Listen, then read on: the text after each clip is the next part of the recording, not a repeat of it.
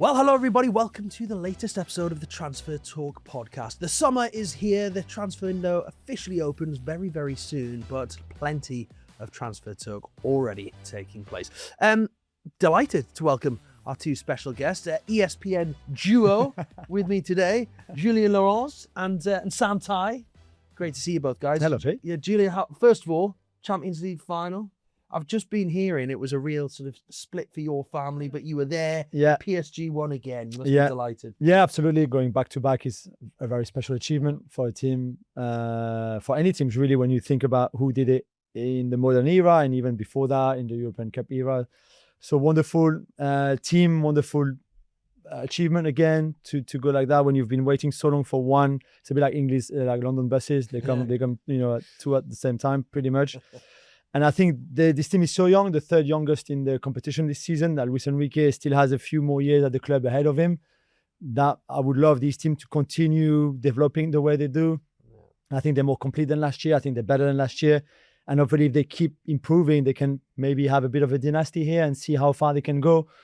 I think 3 in a row is obviously so difficult that only one club has done it in 2 different stints. But at least keeping that kind of standard and level would be amazing. Yeah, getting better. That's a worry for everyone, isn't it? If they keep improving. And just to explain what I was saying about your kids are Arsenal and PSG fans, so it was a tough night for them. Well, it's in some ways the perfect night, isn't it? It was a bit conflicting. I think from a family point of view, my wife has very strong ties with the club, and the kids are very much, the 3 of them, brought up with PSG and Arsenal at the same level. Yeah. So the 2 games they watch every weekend is the PSG game and the Arsenal game, whether in the stadium or on television. So for them, it was not the most enjoyable night because they just didn't want any team to lose. And obviously somebody had to lose. So it would have been perfect maybe with another team in the final than Arsenal or PSG, but we still take it. Yeah, it must be great growing up as parents, like with Arsenal and PSG ties. I mean, my mum was from Doncaster, dad's from Wigan. And I was born in Newcastle, so it's like didn't have all the riches. I went for Newcastle. At least it was an easy choice for you. Yeah, it's true. Sam Tighe, how are you, sir? Yeah, very good, thank you. Very good. Enjoy this Champions League final? Yeah, I mean, it's probably more like a final than last season's final. It was really well contested and really tight and quite desperate at points, which is effectively what a final is supposed to be. The semi-finals are good fun. The final is a battle. Yeah. So last year was the anomaly. I think a lot of people actually probably went into this final thinking it might be similar, one way or the other. And it was pretty horrible to watch someone have to lose that way. I texted a bunch of Arsenal friends of mine afterwards and said I wouldn't wish that on anyone. Genuinely, I couldn't bear it. So commiserations to Arsenal fans for that one, but happy at least half of you get to enjoy it. You've got 2 European champions. It's I think the first show you did in your career to 2 European champions. Right? Absolutely. I'm feeling, honestly, can I just touch you both? Oh, that's amazing. I have to say, I was quite surprised to see, like, a lot of people took a lot of joy out of Arsenal, not winning the final. I quite found that quite surprising. Because I'm a Newcastle fan, I know we've been in Europe a lot more recently, which is brilliant. I've always just support the English teams in Europe. I mean, it would be different if it was 2 English teams in the final, but I like the idea of seeing 3 English clubs win the 3 European competition. We saw Villa, Palace, and I thought, if Arsenal do as well, it's just like the little part of me thought that would be great. But anyway, it wasn't to be. Congratulations to Paris Saint-Germain. Thank you. And Paris Saint-Germain, you've said already, could improve this summer and add a few players, which is very scary for the rest of us. Yeah, I agree. I think they will go into the transfer window in a smart way, so they will have money to spend. Obviously, they often have. But last summer, they decided not to change too much. Zabani arrived, Chevalier arrived. They had to let Donnarumma go. But that was calculated. That's what they wanted. I think this time they've also realized that it's been a long season, even when they rested the players in the league. That Lens pushed them in the league quite far. And even in the Champions League, it was not so straightforward as it would not be anyway. But I think they will go into this summer thinking, okay, there's a bit more work to do. You can expect some departures as well. Maybe Barcola, the biggest one of all. But people like Kangin Lee, like Gonzalo Ramos, sort of fringe players or squad players, who I think will be replaced not so much by squad players, but by players who could very much break into this first team. So it'd be very interesting to see where they go. But for now, the people they're talking to, it's like high caliber players like a Diomande and people like that, Incredible. So we'll see what Paris Saint-Germain do. As you say, a multiple winner now of the Champions League. And that's where we're going to start actually with another multiple winner in Real Madrid. Because we have to start there. This sensational news which has emerged overnight. Real Madrid presidency always brings headlines, but one of the candidates there, Enrique Riquelme, has promised to sign Erling Haaland if he wins Sunday's presidential election at the Bernabeu. Man City considering taking legal action on the matter. Sam, I mean, Riquelme claiming on TV that Haaland's got this release clause at City. He wants to join Real Madrid, although Haaland's agent came back and said, all very entertaining, not true. We wish all the best for both candidates in the Real Madrid elections. Goodness me. I mean, would you be worried if you're a City fan today? Look, I mean, they're worried for many reasons right now. The post-Pep era is difficult. John Stones is gone. Bernardo Silva is gone. The last thing you need here is to start adding in not only Erling Haaland's name to the mix of potential departures, but also Rodri has been a consistent topic over the last couple of months and will continue to be so. He's also a name that was dropped into it. So, yeah, it's just not what you need at all. City taking legal action, quite amusing. I'm not used to this. I was trying to think, and Jules, maybe you might have an example, I don't know, but we're quite used to these presidential races, particularly in Spain, involving candidates for the title. They attach themselves to managers, don't they? Like in Barcelona, when Victor Font ran against Joan Laporta, he allied himself with Xavi and said, if I am appointed, I will take Xavi in as the manager for Barcelona. That's how they get the fans on side. That's how you get votes. This is a manifesto. Yeah. I don't think I've ever seen them use another club's player as an example in their manifestos to say, if you vote for me, I will sign Erling Haaland. Yeah. And the other complication is there's the claim that there's a release clause, which City deny. So looks like a total mess. Don't think I've ever seen it. I don't know. Could you think of another example like this? No, and also I think in the modern time now, with all social media and everything, how stupid would it be to announce that if you don't have the proper agreement, which is clearly the case, for Erling Haaland's agent, Rafaela Pimenta, to come out so quickly and say, like, come on, please, let's be serious here. I think it's very embarrassing for Enrique Riquelme, who I never thought he could win, really, because Florentino Perez is so strong and he's so used to those kind of things. It's a desperate move, do you think? Yeah, but also, like, now you kind of humiliated yourself in a way, but you go on television, he's got the Haaland shirt, he's got a Real Madrid Haaland shirt on television saying, like, vote for me because this guy is going to come. And in the next half hour, the whole world is saying, no, he's not coming. And so Haaland probably doesn't know who that guy is, I think Haaland is preparing for the World Cup with the Norway team that's got nothing to do with this. I'm just like, well, come on, please, let's be serious. It doesn't harm Erling, does it? I'm sure he's sitting wherever he is, he's sitting there thinking. And at some point he will leave City, and I wouldn't be surprised if he ends up at Real Madrid in 3 years, 4 years' time, but certainly not this summer. Well, City, of course, have responded firmly about all this. They said, the stories which have emerged from Spain regarding the future of Erling Haaland are untrue. There is no chance of this happening, and there is no contractual clause to enable it. We are considering legal action for the use of our player image in this context. It's incredible. I mean, like you say, holding up the shirt. The shirt was the step too far. Because you can say, like, often in those cases, Enrique Riquelme might have gone to an intermediary, maybe somebody who breaks deals we know a lot, the big names, fair enough, who said to him, yeah, we can try, maybe, why not? We know that Erling Haaland at some point wants to go to Spain. He said it before. So, but there's a difference between that and rocking up with a shirt with the number 9. And, Haaland in the back said, yes, this guy is coming.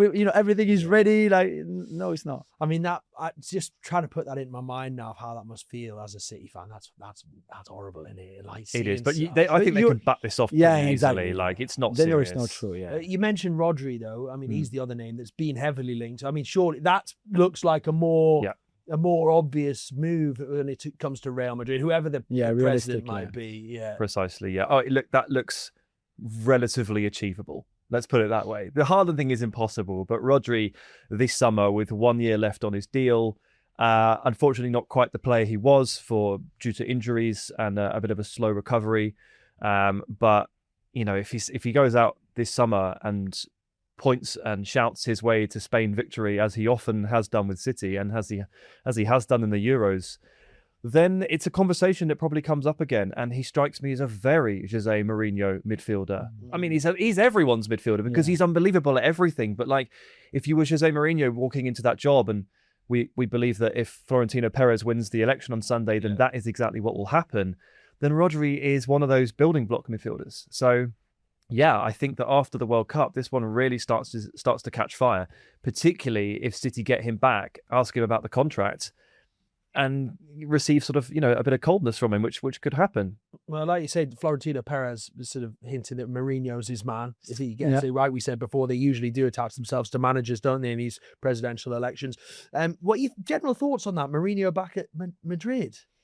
So I want to see it in a very selfish, personal way. I want to see it because I think this could be Hollywood, scenario, popcorn stuff that I think we could be in for a very entertaining season on every level with Jose back.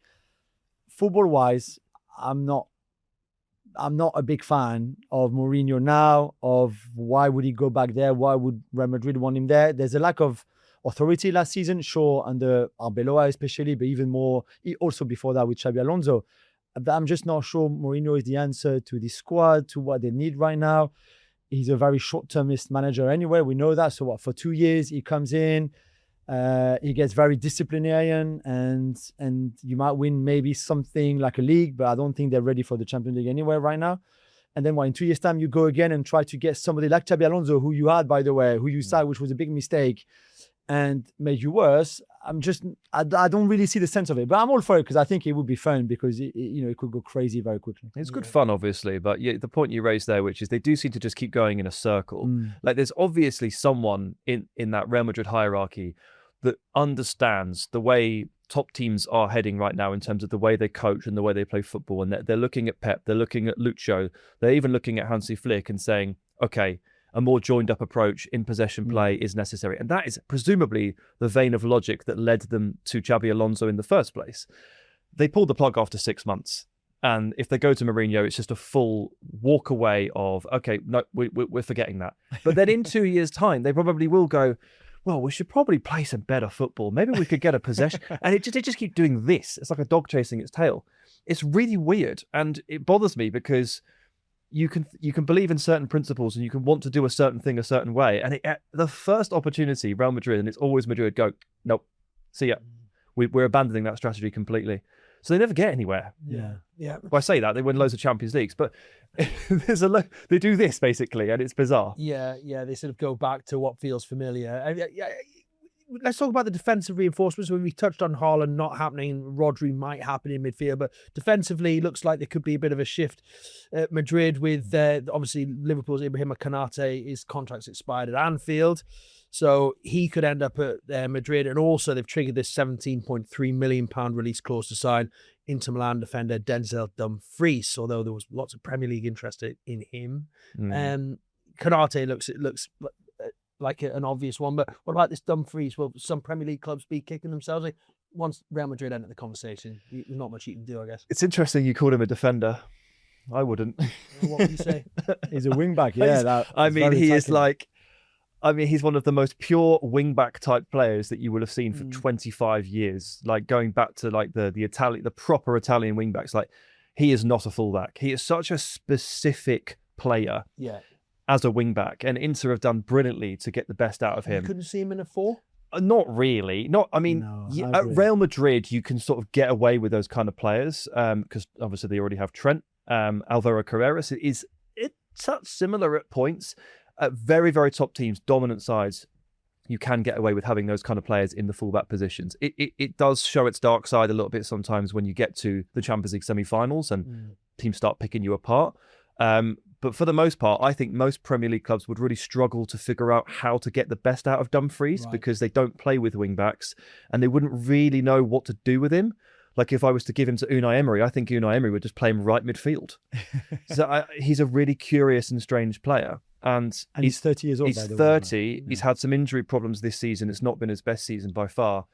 17.3 look, it's cheap. It's cheap. It's a cheap deal for Madrid. I don't think there's going to be Premier League clubs out there kicking themselves over this. No, I agree. But I think Madrid will see this as exceptional value, which I think is fair enough. Yeah, and what about Kylian Mbappe, Julien? I mean, it's fair to say things haven't been perfect for him since joining Madrid. There's a petition here of 30 million signatures wanting him to leave the club. 30 million signatures. How many of those are bots? Exactly. A month later, he was named Player of the Season by the Real Madrid fans. So there's something that doesn't really add up into so many want him to leave and yet they vote for him to be the Player of the Season. Right. I think individually in the goals that he scored, he's been great. I think this team would not have been even second in the table without him. That's for sure. It was not perfect and Could he do more for this team, especially out of possession, the lack of defending? That is not new, by the way. They knew it when he signed him. Maybe as you know, but I've just written a book, biography of Kylian Mbappe, and there's a line of his mum in the book saying when he was 4 years old, he didn't defend. He's not going to defend now at 27, which is an absolute fair point. So you'll have to work with it. I'm not saying that he's right, but this is the way it is anyway. So for a 60 goal a season, you won't get much defending from him, and you probably have to adapt your structure out of position and how you want to press, or not press, by the way, and how to defend, with him doing very, very little or minimum. Mourinho might change that. But I thought some of those criticisms were quite harsh on somebody that scored, 50-odd goals again for Real Madrid this season. And yet, yes, I know sometimes it's a lot about him, but he's one of the best players in the world too. So as you can imagine, I've got no negative word to say about my boy Kylian. Could you see Kylian Mbappe and Jose Mourinho going a bit head-to-head? We've seen it before with Jose and big-name players. Yes, although I think both of them are far too smart to get there. And I think Mourinho knows more than a Vinicius, more than Jude, more than any other players that he needs Kylian a lot, because nobody else will score that many goals in this team anyway. So I think they need each other in many respects to do better collectively than last season. And I could see them working together. For how long? At some point it might clash, sure. But I think they've realized already that they need each other massively to take this team to the next level. How do you see it going? There's all... In 2026, the way football is right now, you can carry one player out of possession without doing just one, right? So you have to pick your one. And the problem that PSG had before the revolution under Luis Enrique was they were carrying 2 or 3 players out of possession. Neymar, Messi, Mbappe. Too many people not doing enough defending. Too much pressure on the other 7. You can get away with one. So you can pick your one and they don't have to do too much. And that can be Mbappe. But it means that everybody else does have to. And it's difficult in those situations because you do have Vinicius Jr., who isn't famed for his defensive work rate either. You would have to pick one or the other, not both, to be able to function properly as a team in this football landscape, I'd say. So it can work, but it's just bad news for somebody else that also doesn't fancy the hard yards. Yeah, okay, fair enough. Look, we started talking about Erling Haaland right at the top of the show. So let's just turn our attention to Manchester City, because they've seen an initial offer for Elliot Anderson, not backed by Nottingham Forest. Talks ongoing, City considering their next offer. I mean, we've spoken about him time and time again, Sam, on this podcast. Elliot Anderson, what a great player he is. But given the potential figures involved, and of course there's the World Cup coming up, and Anderson's part of that England squad and a key part of it. It was always going to be a tough one to wrap up quickly. But I'm sure City would have loved to have done it before the tournament, but running out of time. Yeah, it's tough. It's really tough. I mean, the only way I think, I don't know obviously, but typically speaking now, the only way you're going to get this one done before June 30 is if Nottingham Forest have concerns on PSR or SCR. I don't know if that's the case, so who knows. If they do have worries about that, then maybe you can get something done. If not, it's just going to have to wait, isn't it? And I was looking at some of the big deals that have happened in the Premier League, at least over the last 5 years or so, and the dates in which they were actually wrapped up recently. Declan Rice in a non-tournament year, mid-July. So July 15, roughly, basically the date of the World Cup final, more or less. And Jack Grealish, affected by the Euros, August the 7th, I think it was. Right. So these are all being pushed back, way back, out of June, into the back end of July, into August at some points. And that suggests to me that the pattern is that this may have to wait, especially with the figures involved, and Elliot Anderson expecting to be involved in a tournament very deep into July. Yeah, Julien, of course, City aren't the only club going to be interested in Anderson as well. You've got the likes of Arsenal, Manchester United. Basically, anyone who thinks they could get him would understandably want to get him. But do you think City's the most likely destination? Yeah, I think so. I don't think many of those teams can pay 105, 110 because that's how much it will cost anyway. Rice went for 105. I think Anderson would be the same price. I want to believe that if City made that first offer is because they know that he wants to come to them anyway, more than United, for example, or another of the top English teams. And I think he would fit perfectly with Maresca at City. I think City would be a great project for him at his age. And maybe even your beloved Newcastle might have a bit of a money coming back their way if there was a clause in that contract for his next sale from Forest. So I think it makes sense for everybody. But like Sam said, very often, head coaches for the national team say, listen, everything that can be done before the start of a tournament, no problem. But once the tournament starts, I don't want to have any agent coming around, no chat on transfers, and players usually the same. So they shut down between the start of the World Cup or Euros until whenever they're out. And that obviously can push things out. When they're on holidays, usually it's fine. They can be on the phone. Negotiations are happening all the time. World Cups, those national team head coach, Deschamps, Ancelotti, Tuchel, Nagelsmann, all of them are very, very strict on this. You can talk up until the start of the tournament, but once the tournament started, I don't want any more of that distraction in a way for my players. It brings back horrible memories for me, the whole Anderson debacle, because that always takes me back to that summer day when we were all told, the Newcastle fans, you're going to fail PSR and you're going to be breached and there's going to be points deductions there. And it was just like mayhem. And then the next thing it was, Liverpool came in for Anthony Gordon and Gordon was gone. And then when all the dust settled, it was like, oh, Elliot Anderson's gone to Forest, and we also sold the winger to Brighton. Minter, never even kicked the ball for us yet. No. And didn't he come back in and score at St James's? Came back and scored. Of course he did. Of course he did. And Anderson became the best midfielder in the country. It's just like, local lad. So it's my thoughts on that. And I was right. He scored against you as well, Elliot Anderson. I was right there with you as well, because Douglas Luiz was off to Juventus on that same day. Same day. It was an awful day, wasn't it? It was an awful day. But it was his own sort of deadline day, wasn't it? Yeah. It was. But yeah, I mean, my thoughts on PSR and that certainly the rule on local academy boys is well documented on this podcast. But anyway, good luck to Elliot Anderson. He's a great lad. We talked about him with Henry Winter last week and what he'd been through, losing his mum and to come back and to play in the way he does. And he's an incredible person, I think. Great season for him. And he deserves everything coming his way, without doubt.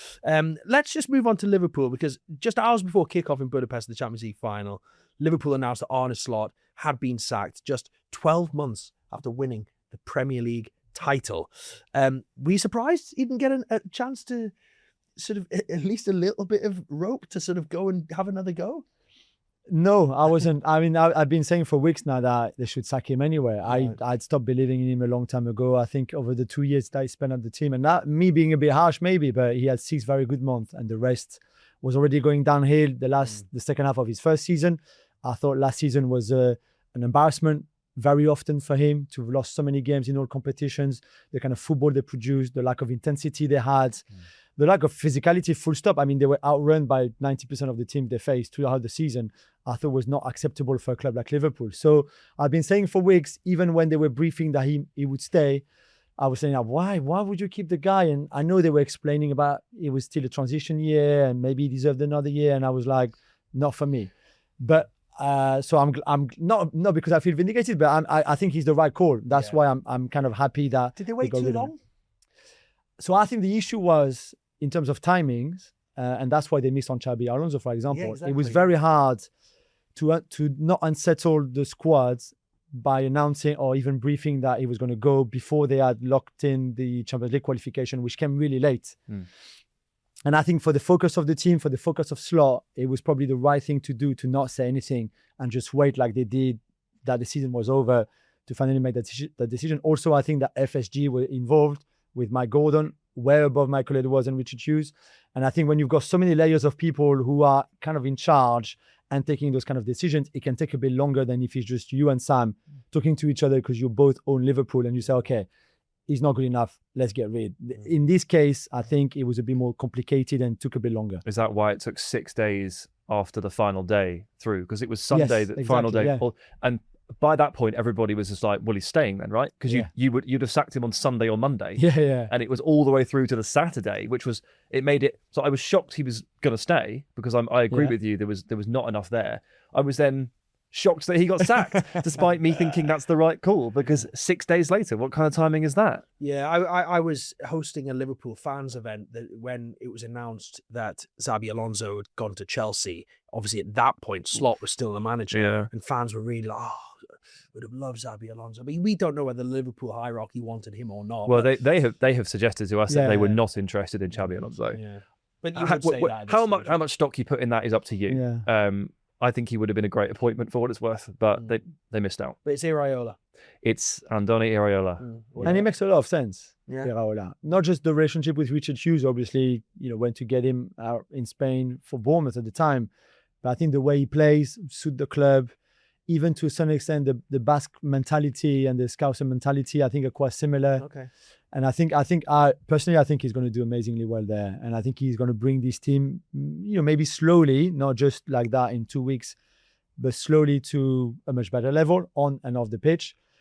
But for me, the question mark still remains the same. How do you fit Ekitike, Isak, Wirtz in this team, plus whoever comes to replace Mo Salah, and make them all play together? For Ekitike, there's a while before he comes back.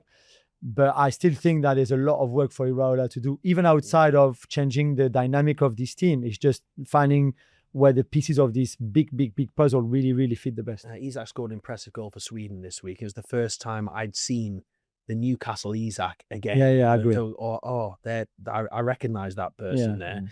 But I think Julien makes a great point there on the relationship between Hughes and Iraola. That's going to be absolutely key. Yeah. For any football club to be successful, that relationship, sporting director, head coach, has to be spot on. I think so, yeah. I mean, there'll be a long trail of positive examples of these two people getting on and it equating to club success, and a long trail of examples where they don't get on and the club's crashing and burning. So it's not rocket science to suggest that Iraola and Richard Hughes there having a relationship and understanding the way each other work will be massive. And on Julien saying about the system and how you Ekitike, Isak, Wirtz, how can you see Iraola? Well, don't worry about that for now, because we're not going to see poor Hugo Ekitike for a while, unfortunately. Where does Wirtz play?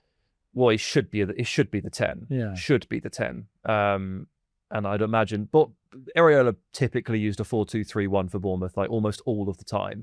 Yeah. Suits Liverpool, really. Which suits Wirtz. It suits at least one of the strikers. It does bring up a question at right wing, but that's one of many questions for Liverpool this summer, because they probably do need a new right winger. They also need at least one centre midfielder, in my opinion, and I think they need a right back who can stay fit.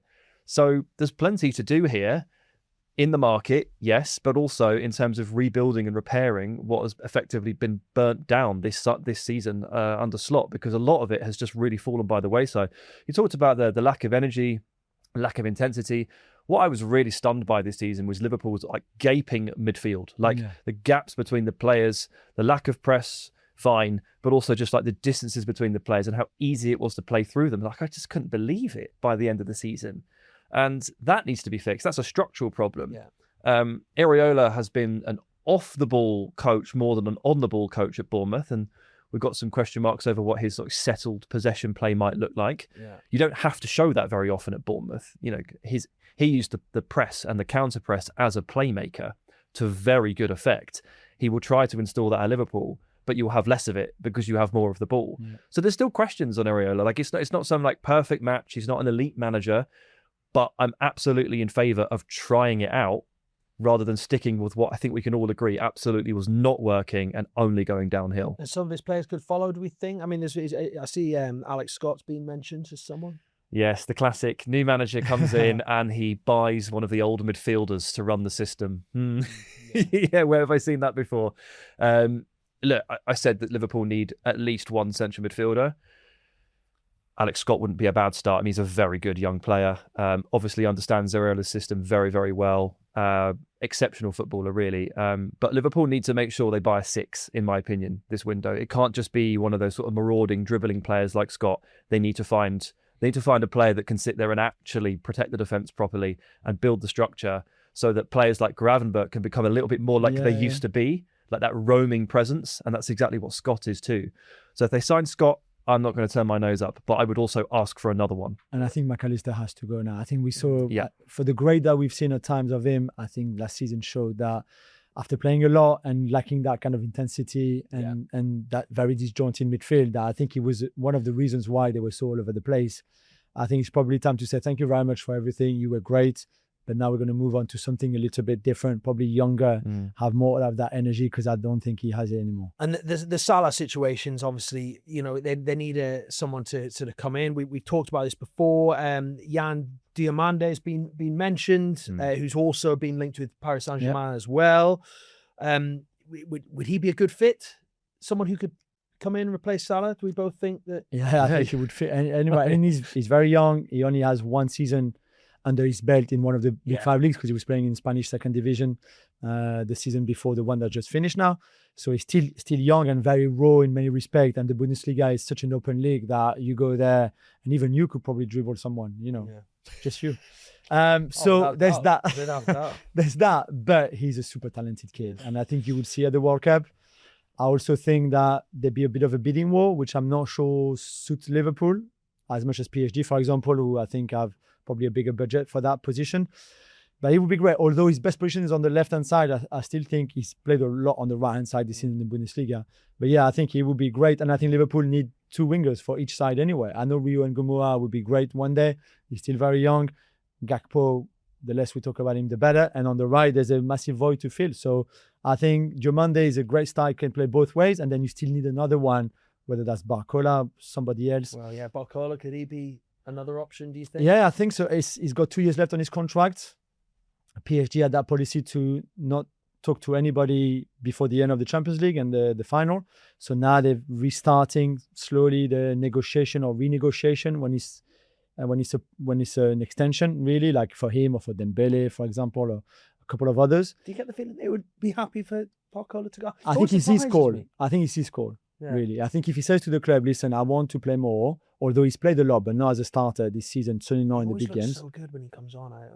The end product is the problem here. Right. And for now has always been. Yeah. And he's 24 years old, so you have time to fix it and to work with him in front of goals and in the last 30 years, for example, and really end product like crossing, assisting, scoring.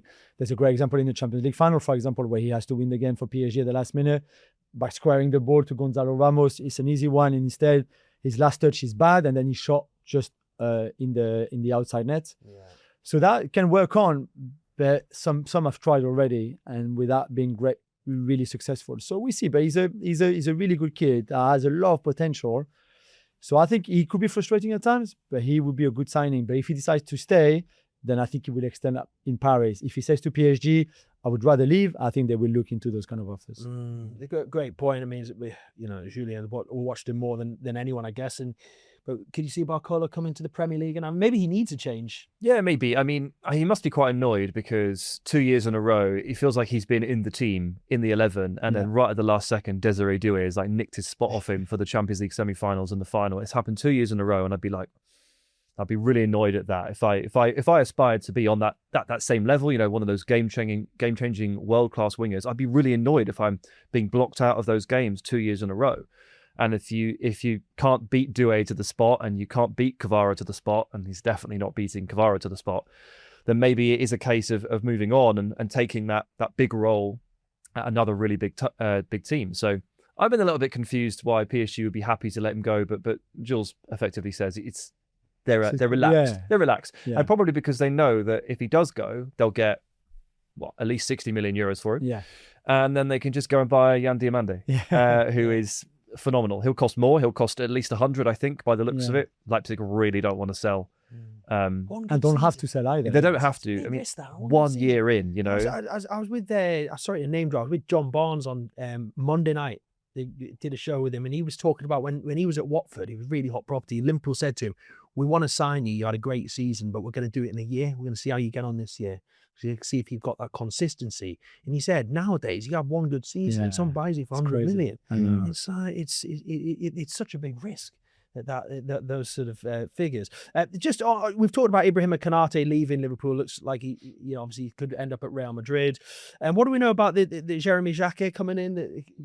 Is he ready to partner Virgil van Dijk in the heart of defence? Yeah, I think he will be ready. I think he had that quite serious injury through that season with Rennes, and will be well recovered for the start of the season, or should be. And then I think the fact that Konate left, which I'm a bit disappointed in a way, because I thought, and he said so, that they were near an agreement a couple of months ago, and they never really got that over the line. I think financially they were still quite apart between what the club were ready to offer for a 27-year-old who didn't really have a great season last year, and what Ibrahima wanted and felt he deserved in a way, which is maybe part of the issue here. But I think that leaves the door open for Jacquet to come in and just really establish himself. He's very young, but he's very good as well. He's from Paris, which makes him even more handsome and special, as you know. But yeah, I think in a way, I'm not saying that Konate did Liverpool a favour because they would have wanted to keep him anyway. But the fact that Konate decided, either because I was his call in the end, not to stay and not to accept the latest offer from Liverpool, then I think they say, okay, well, great, Jacquet will be there. He's ready. He's the future of the club anyway. Let's go. Let's go for it. Interesting to see how he gets on, and interesting to see how Virgil van Dijk gets on next season as well. And how far away are Liverpool? How many do they need? You know, we're talking about maybe if it's Barcola, Jacquet is coming in. How far away are Liverpool from becoming genuine title contenders again? Tough one because That much. because first of all, lay of the land. I mean, with Pep gone, the league is much more open now to randomness, to different teams rising and falling. So naturally, every other team now has a significantly better chance, I think, of winning the Premier League title just because Pep is gone. But you're still asking, how far are they away from Arsenal? And it feels like they are quite far away from Arsenal, doesn't it? They are, so I said earlier, a centre mid, at least one, a right back that can stay fit, and a winger.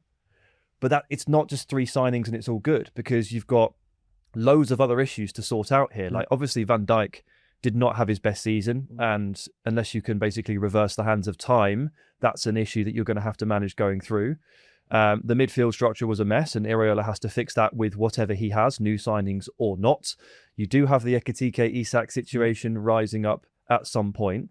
There's a lot that needs to be fixed here that is just beyond transfers. So it's minimum 3 deals plus a lot of work over the summer, with potentially players that are off doing World Cup duties. So from that perspective, it feels like they're quite far away from Arsenal. Like, yes, it's going to be a more open league, but it doesn't feel like they're close. It really doesn't. Okay. And also, you still need a cover left back because Robertson is gone. So you've got Kake just now. While Ekitike comes back, you need another forward, because if Isak has a problem, it's Gakpo. And again, the less we talk about Gakpo, the better anyway. So you start looking at, they spent all that money last summer, and that was the first phase of their transition. Great. But you look at this summer, and they probably need as much investment as the $500 million that they spent last summer. Yeah. And even with that, I agree with Sam completely. I'm not sure how close they will be again to the title. And you think, how long is this transition going to take? Because at this point, you're going to spend £1.5 billion over 3 transfer windows to try to get there. It's bonkers. Yeah, absolutely. Wow. A lot of pressure on the new man there, Iraola at Liverpool, no doubt about it. Let's move not far up the road to Manchester United. Now, they've ended up turning it around quite impressively this season, and their signing of Senne Lammens, of course, they've had some bad goalkeepers over the years, but this was named Premier League Transfer of the Season. He's made a good Who start. voted for that Premier League transfer? I wasn't consulted. Yeah, me neither. That's not my pick. Who would you have gone for out of interest? Granit Xhaka every single day. I would have said Xhaka or Anton Stack. Can we mention a Sunderland player on this show or not really? Yeah, look, okay. I want to come back. I've gone, just don't tell him back. I've gone on the record as saying, well done. Okay. It was very impressive. You've gone on the record and said you're very pleased for them. So did you? Is that what you said? Well, I love that. You're such a loving man. You know what? I'm not a hater. I wanted Arsenal to win the Champions League. And look, I'm glad Sunderland are in the Premier League, and I would have liked Middlesbrough to come, because I was a Newcastle born. You want the area to do it, but I want the area to do well. So if Sunderland and Middlesbrough can finish 4th and 5th bottom every season, but stay in the league, that would be perfect. But Newcastle winning the title. Yeah, of course. Lamont was very good, like in a very unflashy way. No one really noticed him because he didn't make any mistakes, and that's what the United fans all said all throughout the season, which was, he doesn't make errors, he doesn't throw the ball into his net, he doesn't pass it to the opposition, which I appreciate are like the basics of goalkeeping. But you just mentioned they've had some shocking situations recently, so the fact that he was just slow and steady wins the race made him very impactful for Man United, and he made, as far as I could see, no mistakes, which was huge. Well, they'll be hoping that this deal for Atlanta midfielder Ederson can be just as successful as Lammers. £38 million. It was confirmed this week and expected to be completed before July, subject to the medical. Good fit, good signing. I like Ederson. Yeah, I mean, I'll say a bit like with Dumfries, not his best season. Not at all. Weird season for Atalanta overall, moving on from a legendary manager and having some injuries, getting walloped in the Champions League at one point as well. Not great.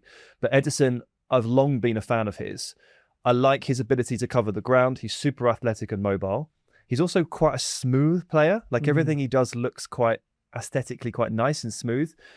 it's not like Tijani Reinders, but you know when you watch Reinders and it's the aesthetics of all of his movements are quite smooth and quite nice. Yeah. Ederson has a little bit of that to him, despite the fact that he is like eating up ground, tackling, intercepting. Yeah. He manages to make it look quite suave. Bellingham's the best example of that for me. He's just slow, you know how he just glides so smooth on the ball. Yeah, so good player. And I think it's a good fit for the partner of Kobbie Mainoo. I think he'll do a lot of that groundwork that Mainoo can't necessarily do, the athletic stuff, the defensive stuff. And I said it last week, but I think most importantly, he's not that expensive. United have got a lot of work to do and a lot of money to spend here in central midfield. They can't blow it all on one player. So picking up a player like Ederson for 38 minutes, not very much money these days. Like you can't get much for 38. I think they've got a really good midfielder here. I'm a big fan of this deal. Yeah, fair enough. Sounds like you both are. Yeah, I agree. And Iliman Ndiaye at Everton as well. I mean, Everton fans will be worried about losing him, but he's another one who's been linked with Manchester United potentially. Is that somewhere where you think they could strengthen on that right hand side? Yeah, I think even on the left for him, which is his favorite position, really. I think there, Cunha played there and did well because he's just a very good player, but that's not his best position. I don't think that's his preferred position either. So I think they need something there. I know Rashford is coming back, but I'm not really sure what kind of future there is at the club for Rashford. And suddenly he's still a very different player to an Iliman Ndiaye, who I expect will have a good World Cup. He's a wonderful talent, I think, technically to start with, one of the best dribblers that we have in the league here in the Premier League. And we did a Premier League documentary on him, one of those like short one, half an hour one. And coming from a lot of adversity when he was younger, because nobody wanted to pick him up, no academies, apart from the year he had in Marseille when he was really young, which is the club of his heart. I think just has helped him to kind of get to where he's such a hungry player and has always been like that. And I think you saw that Everton at times in an Everton team that did well in the end, could have probably done a little bit better if he hadn't gone to AFCON. But that he's got that in him, and I think that's exactly what United and Carrick need on that left-hand side. So I'll be a big fan there. It will be expensive because I think he's got a special skill set in terms of that 1v1 dribbling that a lot of clubs are looking for this summer, including the likes of Arsenal, for example, and Liverpool, as we mentioned before. But yeah, I think it would be a great signing. Like Ederson, I second everything that Sam just said. I think Ederson for that price at that age is great. If he can adapt to the physicality of the league and a bit more intensity than Serie A, obviously, which I think he will, he'd be a very good signing for him. Ndiaye, by the way. Imagine if he ended up at Liverpool. Ndiaye was second in the league for take-ons this year, just behind Doku. So that tells you a little something. I mean, no one's going to beat Doku for take-ons, are they? He does like 9 a game. So Ndiaye was second there. So a very good skill set for that. I think he missed Grealish a bit. Grealish took some attention off him. Yes. And once Grealish got injured and coming back from the AFCON as well, he looked a little bit more tired. It disrupted things for him just in his rhythm. He did suffer a little bit. And I think him having to take on that like alpha personality in the attack, he grappled with that a little bit for 3 months. It wasn't quite him, and he had to grow into that role.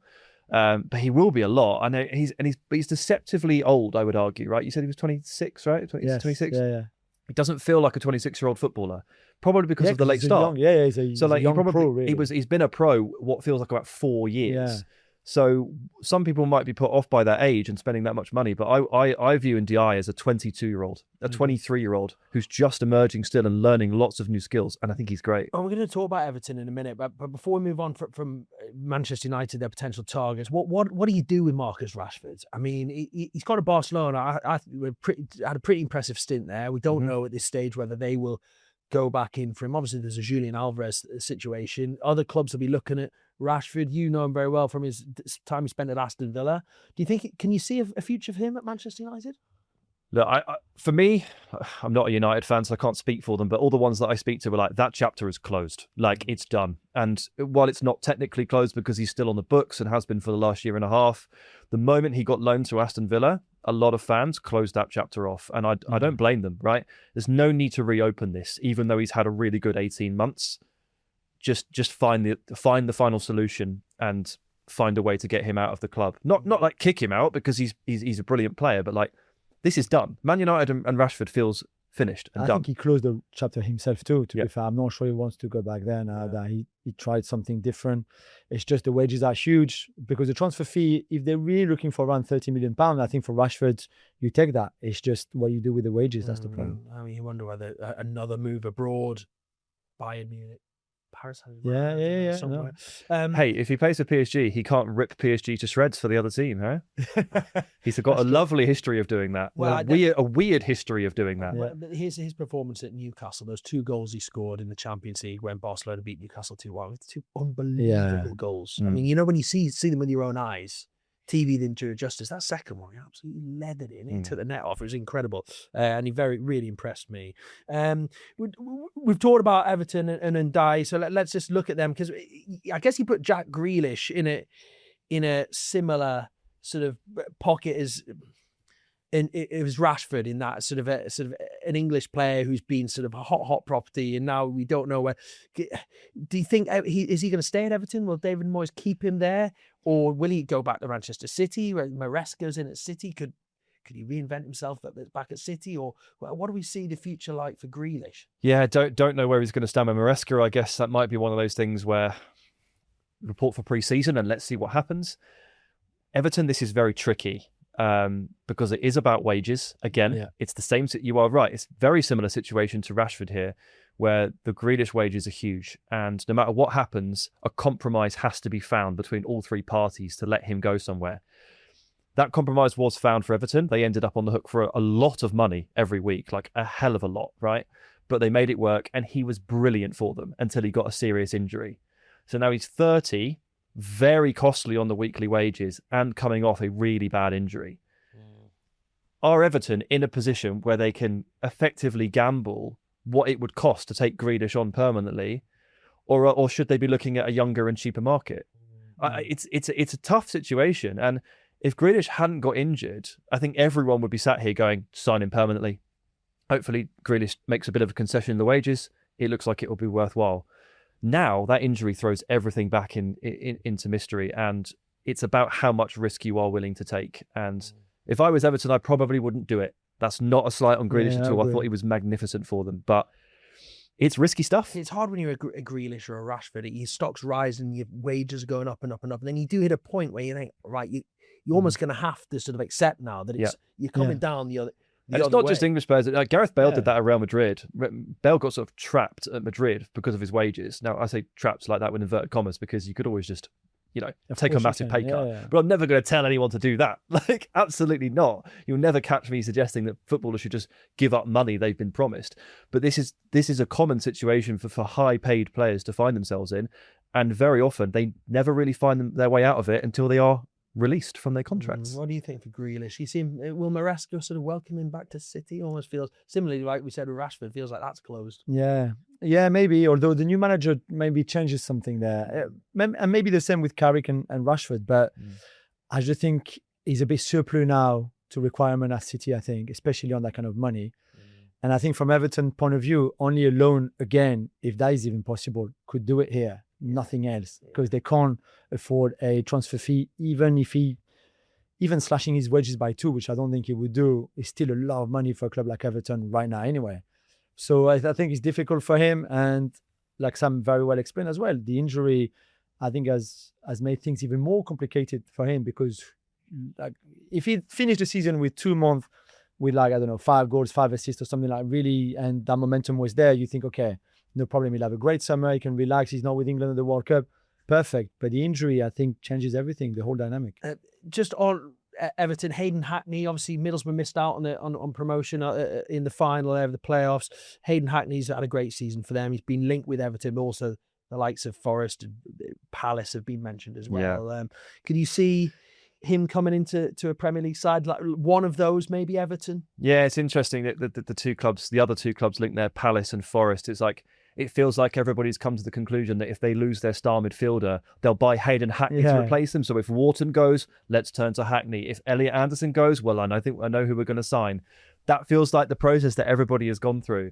Now, Everton is slightly different there because they're not losing a star central midfielder.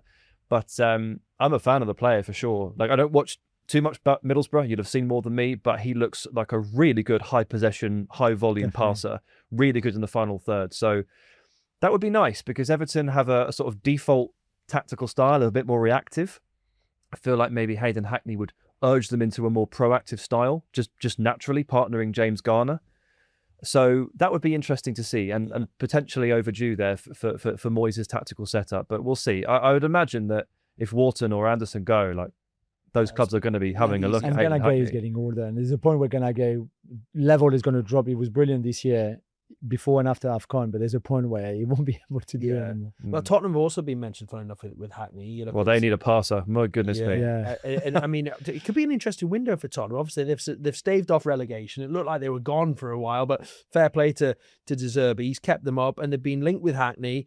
Also in talks for the Brighton centre-back, Jan Paul van Hecke as well, and could also bid for City's Savinho. And Michael Senesi. Senesi is done, yeah. Another one. Yeah. I mean, they look busy. I mean, like, they clearly And have Robertson. a lot of work to do. Yeah, they have to. A lot of work to do. I mean, they've been busy for months, haven't they? You know, they've been lining up these deals while fighting the fires inside their house. They've been thinking, well, if we get through this, we'll sign Senesi and we'll sign Andy Robertson. So they've had a lot of this done for a while, haven't they, in terms of groundwork? Jan Paul van Hecke is really good, really good, and he has 1 year left on his deal, so he seems Makes a lot of sense, absolutely ripe for a move. And you look at the issues of Van de Ven and Romero. But I mean, my question here is, like, yes, obviously Romero, there are problems there. I'm half expecting him to leave the club this summer, especially after the Belgrano fiasco and the final day stuff. Van de Ven and Romero is a really good central defensive partnership on paper. Jan Paul van Hecke and Marco Senesi is a really good central defensive partnership on paper, but they can't all play. Yeah. So what's the plan here? Like, are they both leaving? Surely What's going Romero. on? And you've got Vuskovic coming back from Hamburg, where he had an amazing loan, one of the best centre backs in the Bundesliga. Still so young, is going to the World Cup with Croatia.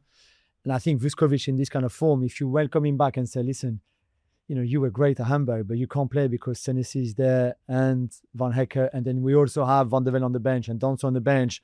And the kid's going to look at you and say, okay, let me go somewhere else, because there will be a lot of clubs queuing up to sign him. So it's a bit tricky, maybe. I think they have to be careful, although clearly Romero or Van de Ven, or even maybe both, will have to go this summer. Van Hecke, best passer as a centre-back this season in the league, which is exactly what De Zerbi needs. And he knows him really well, obviously. And like Sam said, if you can't really have the best of passers in midfield, then at least to have it a bit behind is still good. So it makes a lot of sense to go for Van Hecke at that price, but that begs the question: what do you do with all your other centre backs? You've got Dragusin as well, you know, and that's a lot of centre backs that you'll have on your books. Tighe is there, coming back from injury. Yeah, they're clearly. Well, maybe Romero and Van de Ven will both go. Maybe one of them for sure. I mean, I would imagine that they're not too concerned about what happens to Dragusin. Like, he's going to be in the bottom of the depth chart, and he'll probably end up going. But if you were like Kevin Danso, I think Kevin Danso stepped in very ably this season. Various different points, back three, back four, left, right. He did his job. And okay, he's never going to be able to demand to play for Tottenham all of the time and be an every week starter. But like, if you've got Romero and Van de Ven in front of you, and then they sign Senesi and Van Hecke, you'd be like, am I invisible to you? Like, so they have that, and all of this is to say, what's the plan? And I'm excited to see it. They'll obviously have an idea of what's going on here, but we just have to wait and see. The Savinho link's an interesting one. A lot of excitement about him when he came over, but he's only had a handful of starts. I think 7 starts for City. 1 goal was it this season, I think. And he plays on the right where Kudus plays. And at some point, Kudus is going to come back fit anyway. He's not going to go to the World Cup with Ghana. He's got that injuries that looked a little bit mysterious to me, because I didn't think he was going to be that long, and it looks like we haven't seen him since January, a bit like with the Kulusevski kind of mystery.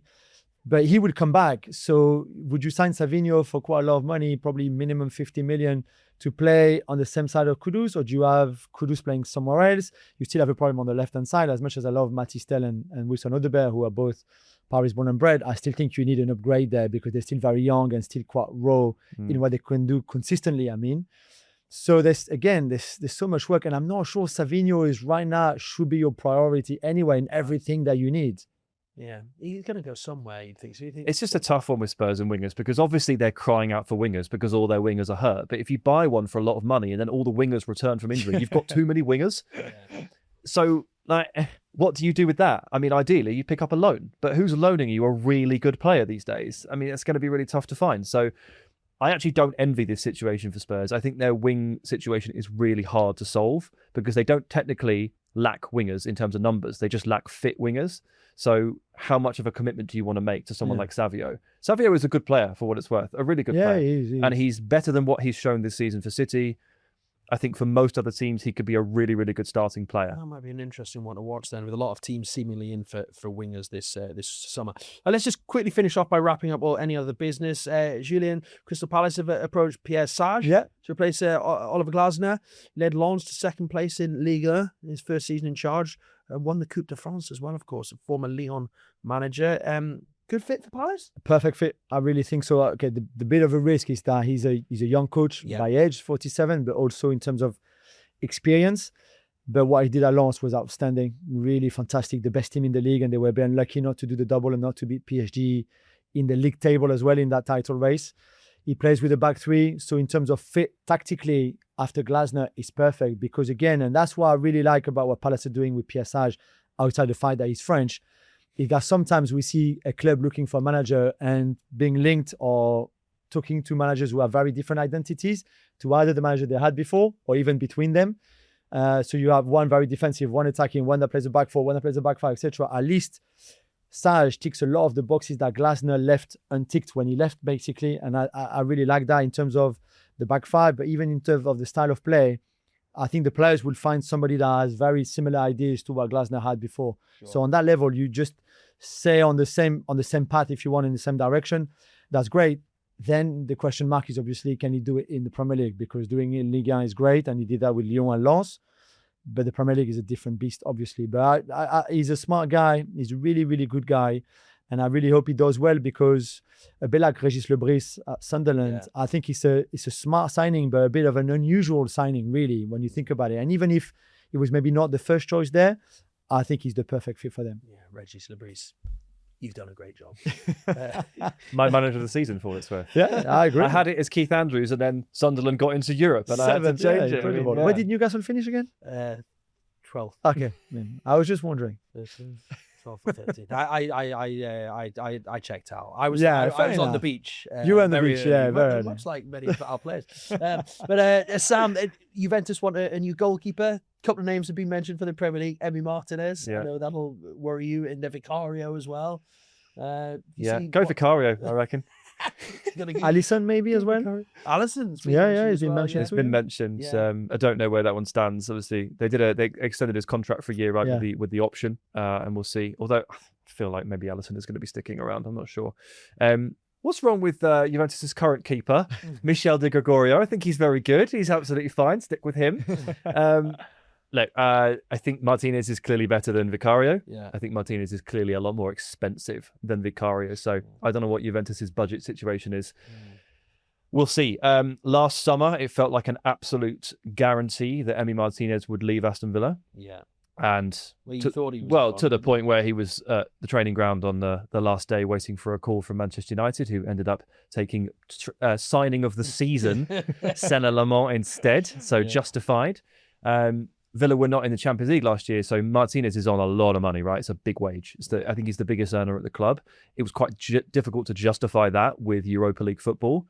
Obviously, this coming season, financial situation will be different. It's much easier to justify. But we'll see. I mean, I think Villa are relaxed about it. If he went, he went. If he doesn't, he doesn't. Emery really likes him. He cost a lot of money. This is the conundrum that Villa find themselves in. If he does another incredible month of goalkeeping heroics and leads Argentina to the World Cup final and wins it and does another crazy thing, then maybe one of the big guns will turn around and go, all right, let's take him. But we'll see. PSG?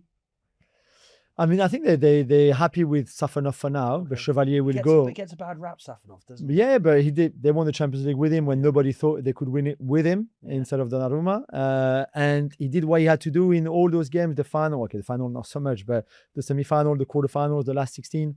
He did well for what he was asked to, so I don't think there's anything they can complain about, but Chevalier will go and then they will replace him. And I think the idea is to replace him with somebody that can compete with Safanov for first place. Right now, they're looking more at Diogo Costa, who's younger than Martinez, probably not as good right now or not as experienced or established. Good keeper. But about 8 years younger, isn't he? So, And with his feet, probably better than Martinez. Costa was always on Villa's list for possible Martinez replacements, as was Chevalier, before PSG took him. So maybe it'll just rearrange all the furniture, and in the end, they'll all find their rightful spots. Talking of rearranging furniture, Randall Kolo Muani, Juventus showing interest in him again. Yeah. Came to Spurs. Sam, very excited, was saying what a player Spurs have got here. Hasn't You didn't. Tell me you didn't. I like him. Oh, he was Please. like, I have now best player I've ever seen. Peter. Please. He's going to score 30 goals. I get enough on the Tonali front here. I can't wait to see him. I watched it first time. I was like, Sam, where's this player? Even that Samuel. That's when you call him Samuel. There was serious Samuel. Samuel, what's going on? There was once a time where Randall Colomwani was a really good player. Unfortunately, we are at least 3 years beyond that point. Yeah, and I'm selling all of my stocks. Selling Are you, all of are my you stocks. like spending back? He's like, No, I'm with you. I but- think he was a really good player once. Yeah. the amount of time he spends on like Chelsea and John, who made this podcast, Yeah, so yeah. tell them to delete previous episodes is incredible. So you weren't surprised to see things not. No. A lot of my Spurs friends ask me, and I say, listen, there's a good player there if you play on his strength, which Spurs didn't, but he's no world-class player, and he's not going to move the needle that massively. However, where I agree with Sam, I thought he would still do better than 1 goal in the league. I think he had, and 2 or 3 in the Champions League. That was, and 2 of them when he came back to Paris to play against us in the Champions League. Yeah. It's a bit of a problem for PSG now as well, because he was very expensive when they brought him back home from the Bundesliga, and now they find himself with 2 loan deals that were kind of quite promising. Certainly the way he started at Juve, and after that, tailed back. And then at Spurs, I think a lot of people were a bit like, Sam, okay, yeah, this could fit. And in the end, it didn't fit at all. So now I'm not really sure what the future holds for him, but it could be complicated for PSG just to find a good club for him where he wants to go. Couple more just quickly before we finish. The Fulham situation, Marco Silva and Ipswich's Kieran McKenna expected to be the one that they might go for there to replace Silva. What do you think about that? Yeah. Did you see? He nearly left Ipswich last time they came up, didn't. Stuck there. Will he be thinking it's an opportunity to go to a bigger club? Will he go this time? I mean, ultimately, yes, it's appointing a very promising British coach. So I don't see any problems with that. There's an argument that maybe you could go somewhere a little bit more exotic here. I'm waiting for Thiago Motta to get back into the management game, and I just wondered if like Fulham would be the right spot for him. But I'm not going to argue with Kieran McKenna here, and if he wants to move to Fulham, fine, because they have effectively achieved what Ipswich will spend the next 3 years trying to achieve. Yeah, if I don't want to be disrespectful for Ipswich, but it feels like the right sort of transition. I mean, he was being linked with Manchester United and last time, which would have been a huge leap. But Fulham feels like a transition, although it'll be tough for Ipswich fans who are still sort of celebrating promotion. Then they're back here again. Two times they got promoted, both times the fear of losing the manager follows shortly after. Before we let you go as well, Julien, we've got to ask you, we had Henry Winter here last week who's covering England at the World Cup, and we talked a lot about England and their hopes. He says they're going to get to the quarterfinals. What about France? How are they looking? I think they're looking great. The Ekitike injury was a big blow because he would have started on the left-hand side, and there's plenty of talented players to replace him in that team, like Barcola, we mentioned already, Cherki or Doué. It probably will be Doué. The Saliba latest injury and his back problem, although they're monitoring it, it's a bit worrying for me. But I think other than that, it looks absolutely stunning. One of the favourites? Yeah, I think so. I think, again, the problem, and Deschamps has already talked about it, which is not a good sign, is that we probably will get carried away and take things for granted and be very arrogant, like French people are in general. And Deschamps has already said, like, the fact that we already see ourselves in the final is not good. I don't like this at all. So the biggest enemies will be ourselves. But if that side is taken care of by Deschamps and Mbappe as the captain, I think whoever beats us will have to be very good, I think, in every part of the game to beat us, because I think it'd be a pretty special team. Yeah. You agree? Oh, sure. They're right in there. They're right. Of course they are. I mean, it's them and Spain, the most talented teams, I would argue, on paper and in terms of recent trophy winning ability. So you've got that proof. And I would say that France and Spain are probably the bookies' favourites for a very good reason. And then you have a little cluster of teams just underneath that, which is where England sit. Yeah. I think when you look at the squads, if you pin all the squads up and just spend a bit of time looking at the ball, when you look at France and you look at Spain and then you look at England, all due respect, you think, wow, Tough. On paper we're a little bit behind, but like on paper France were much better than Switzerland at the last Euros, and they lost to them. So it's not necessarily how it plays out. Obviously, there's a lot. Form goes out the window. A lot of. I was going to say a lot of coaching comes into play here, and England have a very, very good coach. Yeah. So if that's the thing you want to hang on to there for your faith in England, then by all means. It's coming home, yeah, I'm sure. Thanks, I'm back to believing. And it's Deschamps' last tournament, and I think just that emotionally, I think that helps. I think everybody will want him to have the best farewell, which is going far in the tournament before Zidane comes, which is great news for us as well. Yeah, exciting times. That doesn't sound fair. You can't just have one great coach and then go to another one. That's you have to have a rubbish one in the middle. You can become French, you two, if you want. I welcome you. Yeah, I'm tempted. I can count to 10 in French. Yeah, I know. More than Sam, who was struggled. 3, and he really started to wobble a bit there. Julien, Sam, our ESPN duo with us today, but absolute pleasure to see you both guys. Enjoy the World Cup. Thank you very much. See you beforehand, and Sam, I'll probably see you quite soon. Yes, next week maybe. Probably.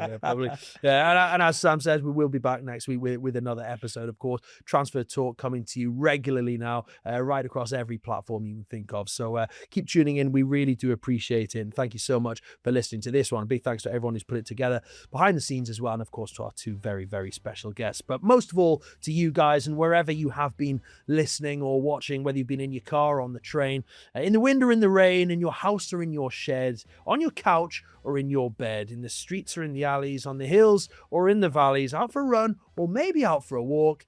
Thanks for listening to Transfer Talk.